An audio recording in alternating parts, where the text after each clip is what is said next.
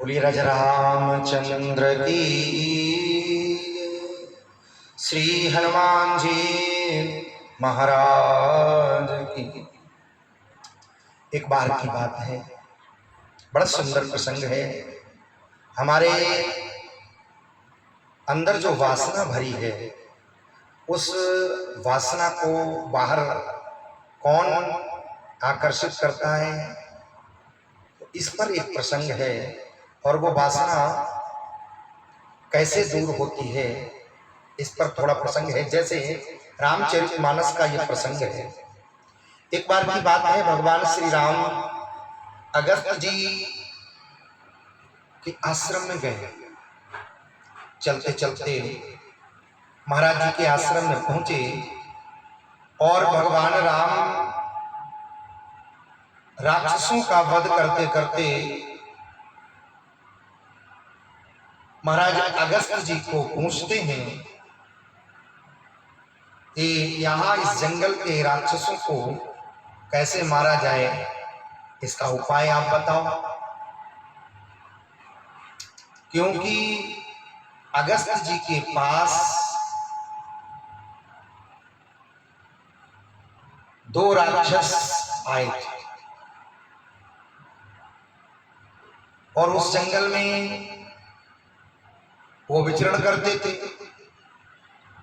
सब महात्मा बड़ा परेशान थे, सब महात्माओं को परेशान करते थे। एक का नाम था आतापी और एक का नाम था वातापी। ये दोनों राक्षस थे। तो ये आतापी और वातापी, आतापी जो था वो महात्मा को निमंत्रण देने के लिए जाता था। तो एक बार की बात है, यही आतापी निमंत्रण एक महात्मा का कर करके आया, महाराज जी हमारी भी कुटिया पर प्रसाद पाओ। तो महात्मा कहते जरूर आएंगे, जरूर चलेंगे। तो वातापी क्या करता, अपने शरीर को अनेक प्रकार के व्यंजनों में परिवर्तित कर करके व्यंजन बन जाता। और महात्मा जब उसको पाते तो पाने के बाद फिर आतापी से कहते कि भाई अब तुम भी करो। तो आतापी जो है महात्मा से कहता कि अब अभी हम करेंगे, भैया को बुला ले। तो जैसे ही आवाज लगाता वो आतापी, अरे भैया वातापी कहाँ हो। तो अब वातापी तो व्यंजन के रूप में महात्मा के पेट आवाज आती है कि भैया मैं अभी आता हूं, मैं अभी आ रहा हूं। महात्मा साधु के भीतर से बोलता और साधु का उधर चीर करके वो बाहर आता, निकलता। तो महात्मा इस प्रकार से महात्माओं की मृत्यु हो जाती। तो महात्मा बड़े परेशान हो गए, अनेक साधु मार डाले। तो महात्माओं को बड़ा दुख हुआ। जब परेशान हो गए तो साधुओं ने अगस्त जी से जाकर के शिकायत की, कहा, बताया, अपनी पीड़ा को कहा। अगस्त जी ने कहा कि अब की बार आए हैं तो अब की बार हमारी कुटिया पर उन्हें भेज देना। तो जो आतापी था वो आतापी महात्मा को निमंत्रित करता कि भाई महाराज जी हमारी कुटिया पर चल करके वो प्रसाद पाए। तो उन महात्माओं ने कहा कि भाई अब की बार हम नहीं, हमारे गुरु जी को ले जाओ, हमारे गुरु जी को ले जाओ। तो बड़ा खुश हो गया कि अब की गुरु जी आ रहे हैं। सो बड़ा खुश हुआ, अगस्त जी के पास में जाकर के कहा, गुरु जी आज हमारे यहाँ भोजन पाओ। अगस्त जी ने कहा जरूर, हम तो तुम्हारा ही इंतजार कर रहे थे। जब दोपहर को महाराज अगस्त जी उसके साथ में गए तो वातापी ने अपने को व्यंजनों के रूप में परिवर्तित कर लिया, अनेक व्यंजनों का रूप धारण कर लिया। अगस्त जी तो उसको पा गए और आतापी से कहा कि अब तुम भी करो। आतापी ने कहा कि महाराज जी अब हम अपने भाई को बुला ले तब हम भी पाए। तो उसने आवाज लगाई, अरे भैया वातापी, अरे भैया वातापी। तो वातापी का न अता न पता। अब वातापी तो महाराज जी के पेट में पहुंच गया। अब वातापी तो अंदर ही अंदर रोने लगा। न कोई चीख सुनाई पड़े वातापी को, न कोई आवाज। अब वो अंदर ही अंदर रोने लगा। अगस्त जी बोले वातापी से कि ये कोई साधारण पेट नहीं है, ये अगस्त का पेट है, और इसमें जब समुद्र समा गया तो तुम्हारे भैया वातापी का क्या पता लगेगा कि कहाँ है। बस यही है, आतापी है वातापी है। ये आतापी वातापी क्या है? आतापी है बाहर के विषय और वातापी है अंदर की वासना। वातापी अंदर वासना के रूप में रहता है और आतापी विषय के रूप में बाहर रहता है। विषय बाहर और वासना भीतर रहती है। अगर भीतर वासना न हो तो बाहर के विषय बिगाड़ नहीं सकते कुछ। मेरे कहने का भाव, अंदर की वासना को अगर समाप्त कर दिया जाए तो बाहर के विषय कुछ नहीं कर सकते। क्योंकि रामचरितमानस कहती है, होय न विषय विराग। विषयों को हटने के लिए नहीं कहा। अच्छा, विषयों से हटोगे कैसे? विषयों से वैराग्य हो तो भगवान शंकराचार्य कहते हैं, क्या कहते हैं? मुक्त कौन और बंधा हुआ कौन? बद्धो ही को तो उत्तर मिला। शंकराचार्य भगवान कहते हैं बद्धो ही को, बंधन में कौन है? तो उत्तर मिला, यो विश्वानुरागी, यो विषयानुरागी। माने बंधन में वो है जो विषयों का अनुरागी है, वही बंधा हुआ है, वही बंधन में है।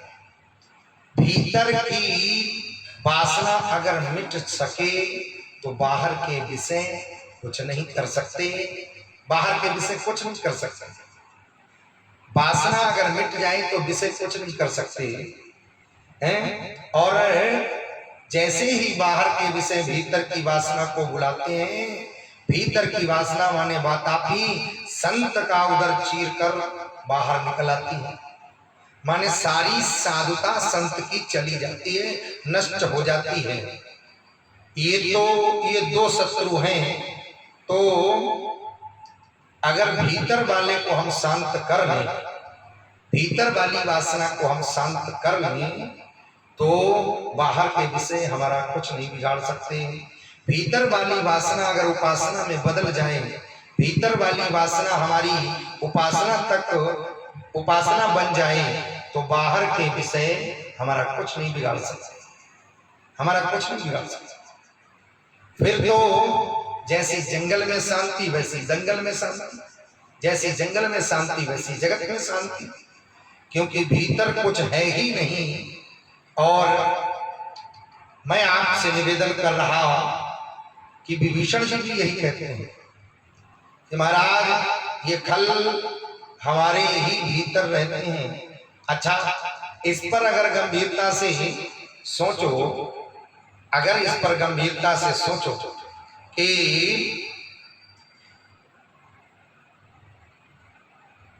इस संसार को तो बेकार दोष दे रहे हैं। जैसे चलो एक आदमी से एक व्यक्ति को चिढ़ हो जाती है और उसे छोड़ करके वो व्यक्ति चला जाता है, दूसरा आदमी मिल गया, दूसरा आदमी मिलेगा तो हो सकता है एक आदमी को छोड़ने के बाद में दूसरा आदमी मिले तो दूसरे से भी चिढ़ हो गई। अब ऐसा करते करते जगत में रह करके हर आदमी से चिढ़ हो गई। तीसरा मिला उससे भी चिढ़ हो गई, चौथा मिला उससे भी चिढ़ हो गई। तो चिढ़ तो सबसे हो गई। अब चिढ़ को लेकर के कहां तक कि सबसे चिढ़ते ही रहोगे। इसलिए व्यक्ति को चाहिए कि अपनी चिढ़ की दवाई करे। चिढ़ की दवाई करे। चिढ़ तो वही लिए घूमते रहते हैं। इसीलिए भीतर की बुराई मिटे कैसे, वासना मिटे कैसे, विभीषण जी ने बहुत अच्छी बात कही।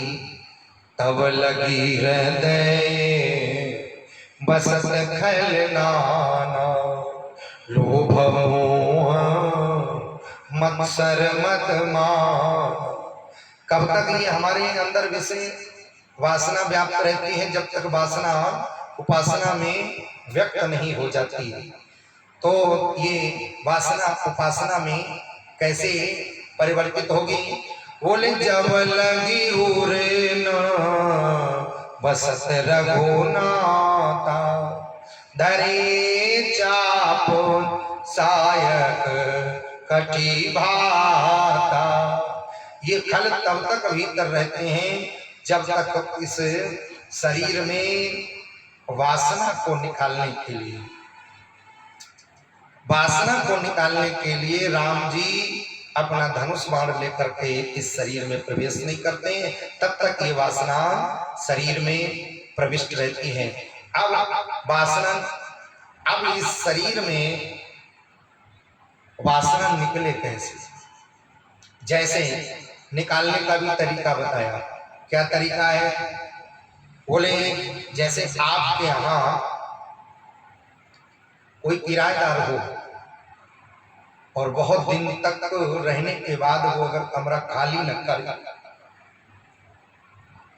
तो क्या करना चाहिए? ऐसी एक बार की घटना है। एक बार एक व्यक्ति बड़ा परेशान हो गया किराएदार से। अब किराएदार मकान खाली न करे तो एक महात्मा के पास में गया, महाराज बड़ी समस्या, किराएदार मकान खाली नहीं करता। तो महात्मा जी ने कहा ठीक है बताएंगे। तब तक एक नए उसी जिले में एक नए एसपी आए, वो भी महात्मा से मिलने के लिए आए। ये व्यक्ति जैसे ही चला था वैसे ही वो एसपी महात्मा से मिलने को आए। महाराज नया नया ट्रांसफर हुआ है, यहाँ हम किसी को जानते नहीं, अगर कोई मकान बढ़िया हो किराए पर मिल जाए तो ये अच्छी बात है। तो तुरंत महात्मा ने उस आदमी को बुलाया, बोले तुम्हें ये तकलीफ है, ये एसपी साहब आए हैं, इनको रहने के लिए मकान दे दो। तो जैसे ही एसपी साहब ने उस मकान में अपनी नेम प्लेट लगाई तो मकान में रहने वाले व्यक्तियों ने जैसे ही उन एसपी साहब का सामान आते हुए देखा तो वैसे ही उन्होंने भी अपना बोरिया बिस्तर समेटना प्रारंभ कर दिया। उस मकान मालिक को अलग से कुछ नहीं करना पड़ा। वैसे ही इन सभी वासनाओं को, काम क्रोध मद लोभ अहंकार जो अवगुण शरीर के अंदर व्याप्त हैं, कथा ये कहती है आपको भी कुछ नहीं करना है, आप तो केवल भगवान श्री राम को अपने हृदय में बसाइए। जितने भी ये दुर्गुण है, अवगुण है, वासना भरी है, ये धीरे धीरे करके भगवान के आते ही, हृदय में बसते ही, हृदय में विराजते ही ये वासना और ये दुर्गुण अपने आप ही इस मकान को खाली करके चले जाएंगे। इस प्रकार से ये छोटी सी कथा आपको समझाई। बोलिए वृंदावन बिहारी।